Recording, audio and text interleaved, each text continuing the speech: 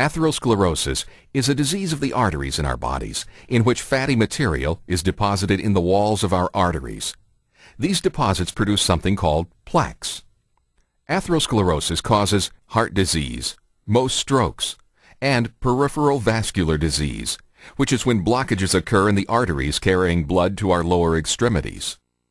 It is estimated that atherosclerosis affects 20% of the population in the United States, or 58 million people, and the figures would be consistent worldwide in many of the industrialized nations. Every year, 1,500,000 Americans have a heart attack, resulting in 500,000 deaths. Especially alarming is that 250,000 of these deaths occur within 1 hour or less of the episode. And for many, the first symptom is death. 600,000 Americans have a stroke each year. 160,000 of these victims die. And there are 4,500,000 stroke survivors in the United States, many of whom have a diminished quality of life due to the inability to speak, or who have paralysis affecting their limbs or other impairments. There are millions who have decreased mobility due to arterial blockages in the arteries that carry blood to their legs. Often just walking short distances causes such pain that they have to greatly restrict their activities. Until recently, we've had a very simplistic view about how atherosclerosis develops. It was cholesterol, cholesterol, cholesterol. If one ate a diet too high in unhealthy saturated fat, it was felt that the resultant cholesterol simply gunked up the artery until the channel carrying blood through the artery was so narrow that blood couldn't get through, and you had a heart attack or a stroke, or your legs began giving you pain. Now we have a new understanding of the atherosclerotic process. Much has been written in both medical journals and the popular press about new discoveries that you need to know about. Because there are natural nutritional supplements that you can consume that can give you a greatly enhanced probability of not being a victim of a heart attack or a stroke or of developing peripheral vascular disease. There is an amino acid in our bodies called homocysteine. Here is the chemical structure for homocysteine. And here on the screen is a schematic of the major pathways for homocysteine metabolism in the liver and kidney. You needn't worry about remembering these last two slides. They're shown simply to let you know that much is understood about homocysteine. But here is a graphic that you need to remember because it reveals the relationship between elevated homocysteine levels in your body and the risk for heart disease. For every 3-unit increase of your homocysteine level above 6.3 micromoles per liter of blood, there is a 35% increase in cardiac risk. So, a level of 9.3, a 35% increase.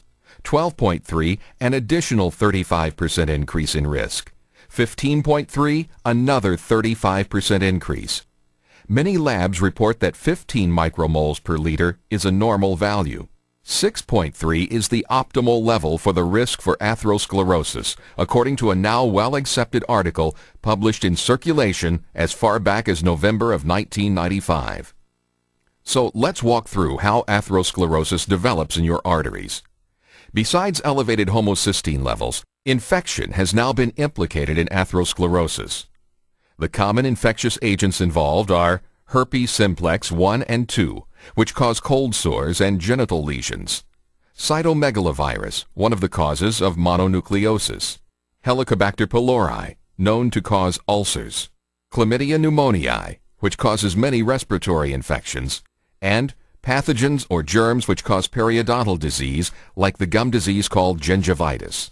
And cholesterol, once thought to be the only or at least the principal risk factor in atherosclerosis, is still an important factor. On the screen, you'll see a diagram of an artery with various cutaways to reveal the internal structures. The next slide shows where elevated homocysteine in your blood has damaged the lining of the arterial wall. This damage increases the permeability of the wall of the artery, which means that it is easier for whatever is circulating in the blood to enter through these damaged areas and to get inside of the artery, into what is called the intima of the artery, as demonstrated here.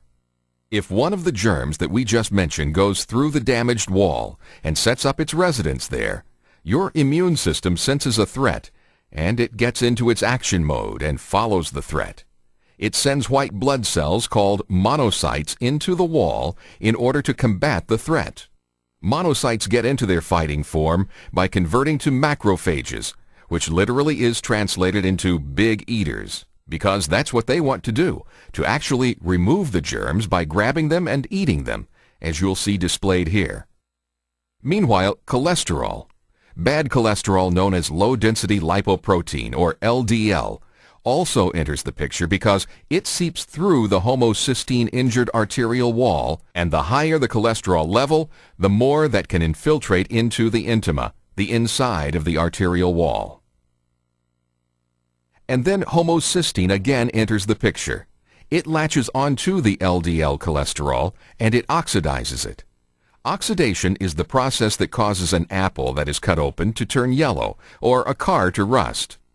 Oxidized LDL cholesterol goes from being bad to being really bad, to now having the potential for being really harmful, because those big eaters, macrophages, simply can't stand the temptation of feasting on that oxidized LDL. They originally went in after the germs, but they get diverted and start gobbling up the oxidized LDL cholesterol, and they balloon up to enormous size, and if you look at them with a microscope, they literally look like they're filled with foam. That's what scientists call them, foam cells. And foam cells are what make up the plaques, which are what we know as atherosclerosis. So depending on where these plaques accumulate, you are now a perfect candidate for a heart attack, a stroke, or for incapacitating arterial disease in your legs. Here's what happens. You see this foam cell-filled plaque in the wall of your artery? Your natural healing process forms a cap over the plaque. This is an attempt to seal the plaque off, but it also adds to the size of the plaque and causes it to bulge into the area inside the artery where blood flows.